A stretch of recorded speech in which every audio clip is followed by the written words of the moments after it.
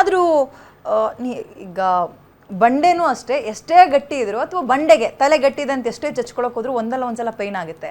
ಆ ನೆಗೆಟಿವ್ ಕಾಮೆಂಟ್ಗಳು, ಟ್ರೋಲ್ಗಳು ನಿಮ್ಗೆ ಯಾವತ್ತೂ ಹರ್ಟ್ ಮಾಡಿಲ್ವಾ? No madam, never madam, never ever. ನಾನೇನ್ ಮಾತಾಡೋದಲ್ಲ ಹಂಗ ಅಂತ ನೀವು ಆ ಕಲ್ಲು ಹೊಡಿತಾ ಇದಾರೆ, ಅದನ್ನೆಲ್ಲ ಆರಿಸ್ಕೊಂಡು ಬಿಲ್ಡಿಂಗ್ ಕಟ್ತಾ ಇದ್ದೀರಾ. ಬಂಡೆ ಕಲ್ಲಿಗೆ ತಲೆ, ದೊಡ್ಡ ಬಂಡೆ ಕಲ್ಲಿಗೆ ತಲೆ ಚಚ್ಕೊಳ್ಳೋದು ಬೇರೆ, ಈ ಸಣ್ಣ ಸಣ್ಣ ಕಲ್ಲಿರುತ್ತಲ್ಲ ದಟ್ ಈಸ್ ಮೋರ್ ಇಂಪಾರ್ಟೆಂಟ್. ಯಾಕಂದ್ರೆ ಅದು ಏನಂತಾರೆ ಮೂಗೇಟು ಅಂತಾರಲ್ಲ, ಅದು ತುಂಬಾ ನೋವು ಕೊಡುತ್ತೆ. ಬಟ್ ಆ ಸಣ್ಣ ಸಣ್ಣ ಪೆಟ್ಟಿ ಏಟು ನೋವು ಕೊಡಕ್ ಮುಂಚೆನೆ ಅದನ್ನ ಕಿತ್ತು ಎಸೀತಾ ಇರ್ಬೇಕು.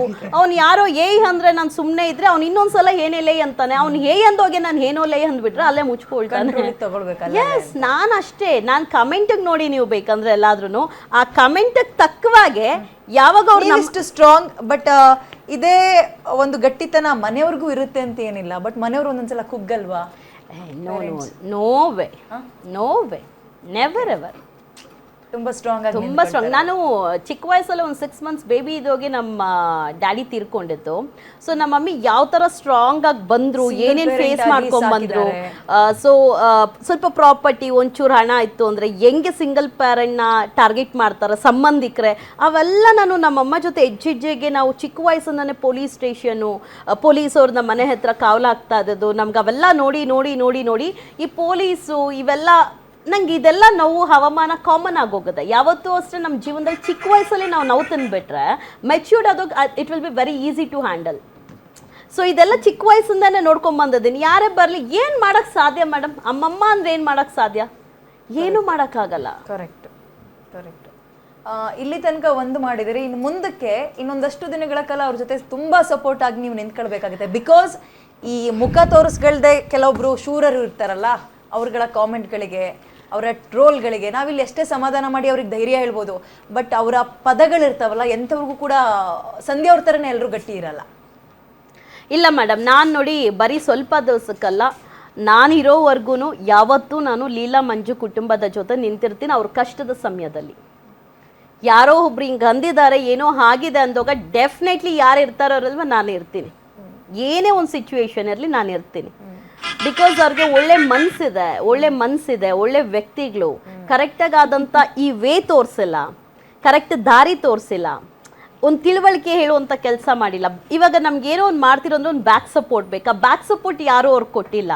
ಅವರೇ ಕಷ್ಟಪಟ್ಟು ದುಡ್ಕೊಂಡು ಆಟೋ ಓಡಿಸ್ತಾರೋ, ಕ್ಯಾಬ್ ಓಡಿಸ್ತಾರೋ. ಮಂಜು ಹೆಂಡತಿ ಮಕ್ಕಳನ್ನ ಮಾತ್ರ ತುಂಬ ಚೆನ್ನಾಗಿ ಸಾಕಿದ್ದಾರೆ, ಇನ್ನು ಮುಂದಕ್ಕೂ ಚೆನ್ನಾಗಿರ್ತಾರೆ. ಮಂಜುಗಿದ್ದಿದ್ದು ಒಂದೇ ನೋವೇನು, ಹೆಂಡತಿ ಮಕ್ಕಳಿಲ್ಲ ಮನೇಲಿ, ಹೆಂಡತಿ ಬೇಕು, ನಾನು ಹಿಂಗೆ ಒಂಟಿ ಆಗ್ಬಿಟ್ನಲ್ಲ.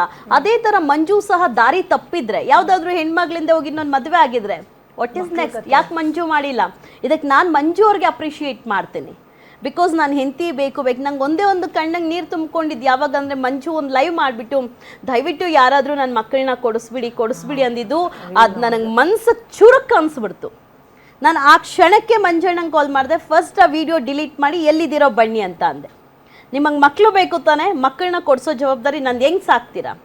ಲೀಲಾನ ಆವಾಗೆ ನಾನು ಕಳಿಸ್ಬಿಡ್ಬೋದಾಗಿತ್ತು. ಯಾಕೆ ಅಂದರೆ ಡಿಸ್ಟೆನ್ಸ್ ಇದ್ದಷ್ಟು ಅವರಲ್ಲಿ ಬಾಂಡಿಂಗ್ ಬರಲಿ, ಅರ್ಥ ಮಾಡ್ಕೊಳ್ಳಿ, ಆ ಮಿಸ್ಸಿಂಗಲ್ಲಿ ಗೊತ್ತಾಗಬೇಕು ಹೆಂಡತಿ ಏನು ಗಂಡ ಏನು ಅನ್ನೋಂಥದ್ದು. ಆ ಗ್ಯಾಪ್ ಕೊಟ್ಟಿದ್ದೆ ಅಷ್ಟೇ ಹೊರತು ಇಲ್ಲ ಲೀಲಾನ ಯಾವಾಗೋ ಮಂಜು ಜೊತೆ ಸೇರಿಸ್ಬಿಡ್ತಾ ಇದ್ದೆ.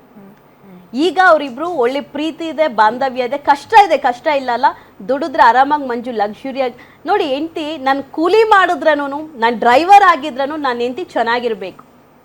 3000 ರೂಪಾಯಿ ಸ್ಲಿಪ್ಪರೇ ಹಾಕಬೇಕು, ಇಂಥೋ ಸೀರೆನೇ ಉಡ್ಬೇಕು, ಹಿಂಗೆ ರೆಡಿ ಆಗಿ ನೋಡಿ. ಅವಳು ಹೆಂಗೆ ರೆಡಿಯಾಗಿ ಬಂದಿದ್ದಾಳೆ ನೋಡ್ತಾ ಇದ್ದೀರಲ್ವಾ? ಹಿಂಗಲ್ಲ, ಅವಳನ್ನ ನೋಡಿದ್ರೆ ಹೆಂಗೆ ಆಗ್ಬಿಟ್ಟಿದ್ದಾಳೆ ನೋಡಿ ಮೇಡಮ್, ಬ್ಲಡ್ ಇಲ್ಲ ಮೇಡಮ್ ಒಂದು ಬಾಟ್ಲು ಬ್ಲಡ್ ಹಾಕ್ಸ್ಬೇಕು ಮೇಡಮ್ ಅವ್ಳು ಚೆನ್ನಾಗಿ ಹಣ್ಣು ತಿನ್ನಿಸ್ಬೇಕು ಮೇಡಮ್, ಚೆನ್ನಾಗಿ ನೋಡು. ಯಾವ ಲೆವೆಲ್ಗಂದ್ರೆ ಹುಚ್ಚು ಪ್ರೀತಿ ಮಂಜು. ಏನ್ರಿ ಮಂಜು ಅವರೇ, ಹಂಗೆ ಕೋಪನೇ ಬರಲಿಲ್ವಾ ಹೆಂಡತಿ ಬಗ್ಗೆ? ಪಾಪ ಬಂದಿಲ್ಲ ಮೇಡಮ್, ಯಾಕಂದ್ರೆ ನನ್ನ ಮಕ್ಕಳಿದ್ದಾರೆ, ಅವಳಂದ್ರೆ ತುಂಬ ಇಷ್ಟ ಮೇಡಮ್. ಲವ್ ಮಾಡಿ ಮದುವೆ ಆಗಿರೋದು ಮೇಡಮ್. ಅವಳನ್ನ ಯಾರು ಜನ 1000 ಹೇಳಿ ಮೇಡಮ್, ಲವ್ ಮಾಡಿ ಅವಳು ಮದುವೆ ಆಗಿರೋದು, ಅವಳ ಮೇಲೆ ಪ್ರೀತಿ ಜಾಸ್ತಿ ಮೇಡಮ್ ನನಗೆ. ನೀವು ಭಾರಿ ಅದೃಷ್ಟ ಮಾಡಿದಿರಿ ಕಣ್ರಿ ಲೀಲಾ, ಇಂಥ ಗಂಡನ್ನ ಪಡೆದು. ನಿಜವಾಗ್ಲು ಹೊರಗಡೆ ಅವ್ರು ಏನಾದ್ರು ಮಾತಾಡ್ಕೊಳ್ಳಿ, ಅವ್ರಿಗೆಲ್ಲ ಇಲ್ಲಿ ಕುತ್ಕೊಂಡು ಸ್ಟುಡಿಯೋದಲ್ಲಿ ಮಾತಾಡಿಸ್ತಾರೋ ನಮ್ಗಳಿಗೆ ಗೊತ್ತಾಗ್ತಾ ಇದೆ. ಭಾರಿ ಅದೃಷ್ಟ ಮಾಡಿದಿರಿ ನೀವು. 1000 ಜನ 1000 ಹೇಳಿರ್ಬೋದು ಮೇಡಮ್, ಬೇಡ ಅಂತ ಎಲ್ಲರೂ ಹೇಳಿದ್ದಾರೆ. ಮೊದ್ಲು ಅವಕ್ಕೆಲ್ಲವಕ್ಕೂ ಕತ್ರಿ ಹಾಕ್ರಿ. ಇಲ್ಲ ಮೇಡಮ್, ನನ್ಗೆ ಎಷ್ಟೋ ಜನ ಈ ಜನರೇಷನ್ ಅಲ್ಲಿ ಮೇಡಮ್ ಇಂಥ ಒಂದು ಗಂಡ ಸಿಗೋದು ನಿಜವಾಗ್ಲೂ ಪುಣ್ಯ ಇರೋದೇ ಇಲ್ಲ. ನನಗೆ ಎಷ್ಟೋ ಜನ ಫೋನು ಮಾಡಿದ್ರು ಮೇಡಮ್, ಯಾಕೆ ಸುಳ್ಳು ಹೇಳ್ಬೇಕು, ಡೈರೆಕ್ಟಾಗಿ ಹೇಳ್ತಾ ಇದೀನಲ್ಲ. ಅವ್ರು ನನ್ನ ವಿಷಯದಲ್ಲಿ ಮಾತ್ರ ಅವ್ರ ಡಿಸಿಷನ್ ಮ್ಯಾಮ್, ಬೇರೆಯವರು ಹೇಳೋ ಮಾತು ಕೇಳಲ್ಲ ಅವರು. ಯಾಕಂದ್ರೆ ಹೆಂಡತಿ ವಿಚಾರದಲ್ಲಿ ಆದ್ರೆ ಕೂಡ ಕೇಳಲ್ಲ ಮ್ಯಾಮ್. ನನ್ನ ಪ್ರಶ್ನೆ ಅಥವಾ ನನ್ನ ತಕರಾರು ಏನ್ ಗೊತ್ತಾ, ನಿಮ್ಮ ಹೆಂಡತಿ ವಿಚಾರ ಇಟ್ಕೊಂಡು ನಿಮ್ಮ ಹತ್ರ ಫೋನ್ ಮಾಡುವಷ್ಟು ಧೈರ್ಯ ಸಲಿಗೆ ಅವ್ರು ಹೆಂಗ್ ತಗೊಂಡ್ರು ಅನ್ನೋದೇ ನನ್ನ ಪ್ರಶ್ನೆ. ಕುಡ್ದು ಕೊಟ್ಬಿಟ್ಟಿರ್ತಾರೆ. ಬಟ್ ನಾನು ಈಗ ಹೇಳೋದಷ್ಟೇ, ಎಂತಿ ಗಂಡ ಚೆನ್ನಾಗಿದ್ದಾರೆ.